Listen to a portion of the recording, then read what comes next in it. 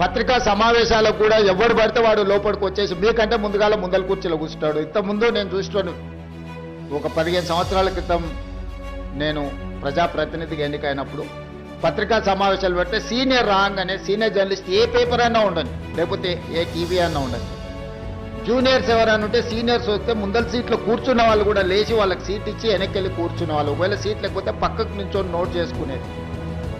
ఒక బాధ్యత, ఒక గౌరవం, ఒక మర్యాద. వాళ్ళ యాజమాన్యాలు ఎవరున్నా జర్నలిస్టుని ఒక గౌరవించుకునే పరిస్థితి ఉండే. ఇప్పుడు ఆ పరిస్థితి పూర్తిగా దెబ్బతింది. వాడు ఖాళీగా ఉంటాడు కాబట్టి 3 గంటల ముందే వచ్చి ముందల కుర్చీలో కూర్చుంటాడు, కాలు మీద కాలు వేసుకొని. వాడికి ఆ వచ్చిన సీనియర్ జర్నలిస్టు వాళ్ళ జీవితాన్ని మొత్తం జర్నలిజంలో కలిపినరు. వాళ్ళు సిన్సియర్గా ప్రజా సమస్యల్ని విశ్లేషించడానికి, పరిశోధనలు చేయడానికి, వాళ్ళ జీవితాన్ని, ఆరోగ్యాన్ని పణంగా పెట్టి, కుటుంబాలను కూడా పణంగా పెట్టి ప్రజల సమస్యలను తెలుసుకోవడానికి ఎక్కడెక్కడనో మారుమూల ప్రాంతాలకు వెళ్ళి రోజుల కొద్దీ ప్రజలలో మమేకమై ఆ సమస్యల్ని తెలుసుకొని వాళ్ళు రాసిందన్న సంగతి, పాలకులు చేస్తున్న తప్పులను పట్టుకోవడానికి నిరంతరం శ్రమించి విశ్లేషించి, మన ప్రాంతంలో జరిగిన విద్యుత్ ఉద్యమాల వెనుక ఇంత కఠోరమైన దీక్ష జర్నలిస్టులది ఉన్నది.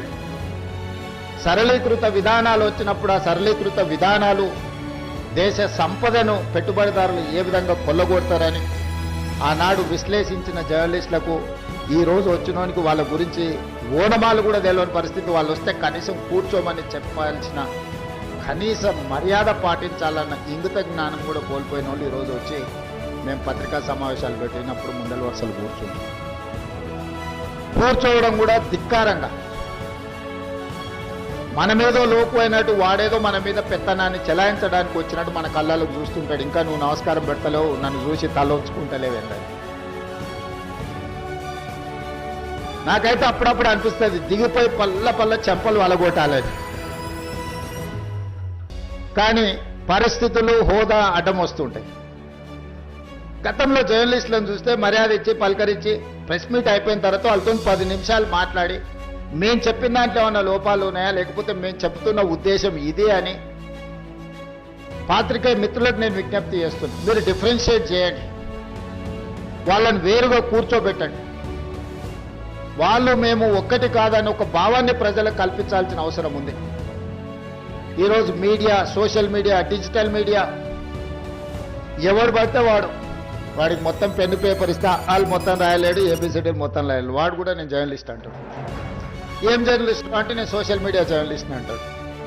మన పేరు పక్కనే జర్నలిస్ట్ అని పెట్టుకుంటాడు. అది మొత్తం వాళ్ళ ఇంటి పేరే అయినట్టు, వాళ్ళ తాతలు ముత్తాతల నుంచి జర్నలిజంలో పుట్టి పెరిగినట్టు జర్నలిస్ట్ ఎల్లయ్య, జర్నలిస్ట్ పుల్లయ్య అని పెట్టుకుంటాడు. వాడు ఎప్పుడైనా జర్నలిజం స్కూల్లోనైనా చదివిండా, లేకపోతే ఓనమాలు మొత్తం అన్నీ వస్తాయంటే ఆ రెండు రావు. జర్నలిజం అక్షరం ముక్క కూడా ఒకప్పుడు